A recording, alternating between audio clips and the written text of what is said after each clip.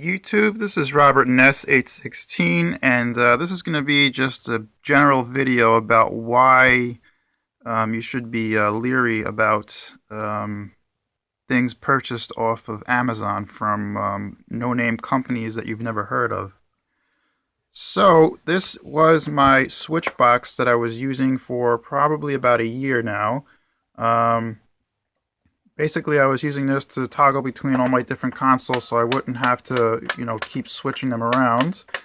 And it worked great for about a year or so up until last night.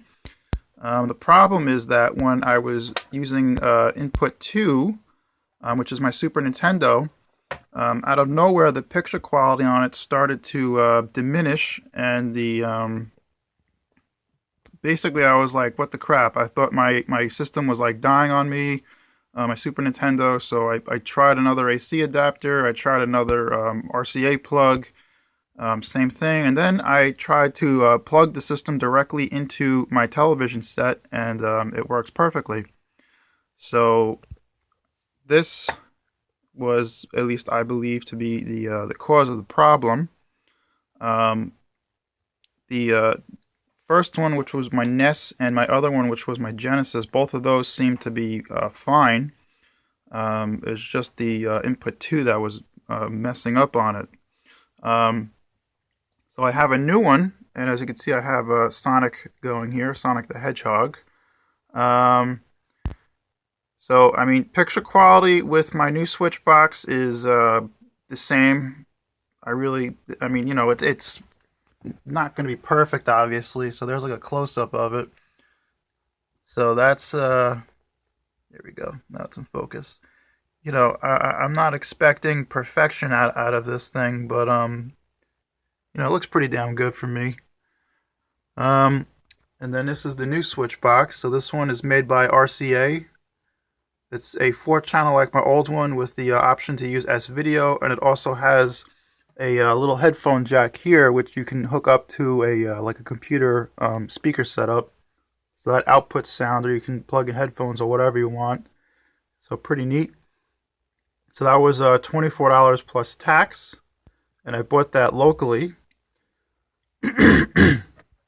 And this one was $16 plus tax plus shipping. So this one worked out to be actually a little bit more money than the RCA one that I just bought today. So this one is also 4-channel. 4-channel with the 4th channel being in front here, which I kind of liked because I use that for testing systems. But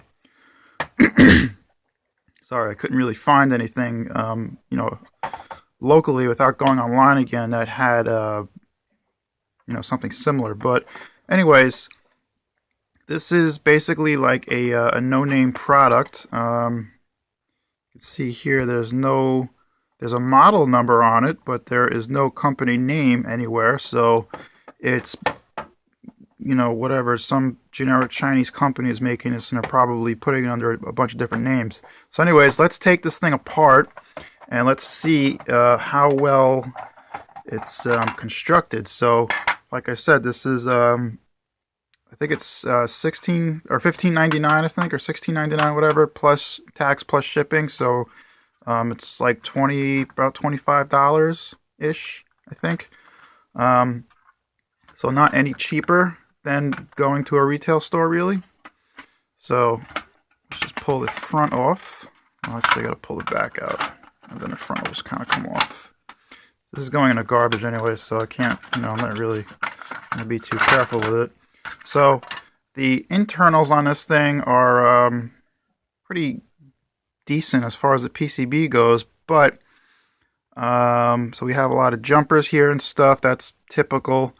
And then here, I think this is for filtering, I'm assuming. These little capacitors here and these little jobbies. Not really too sure, but yeah, I really don't know what was causing the issue here. And then if we look at the bottom, you can see just all of the flux and stuff that was not removed. I'm going to walk over to a window now, so hopefully we get some better light. But freaking thing will focus. There we go. So you can see all of, I'm assuming that's flux on a circuit board.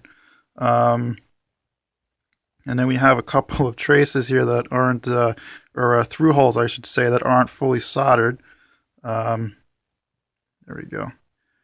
So I'm shooting this with my cell phone, by the way, so it's not exactly the best thing for this, but yeah, you can see that someone wiped this whole thing down with some type of rag or whatever.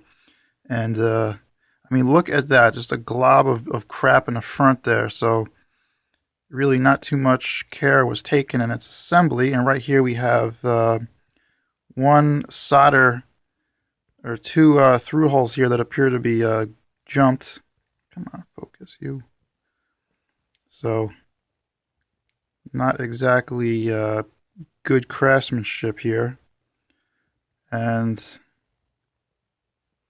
yeah, so basically this is what 20 bucks gets you online. You can see there's someone's fingerprints on there.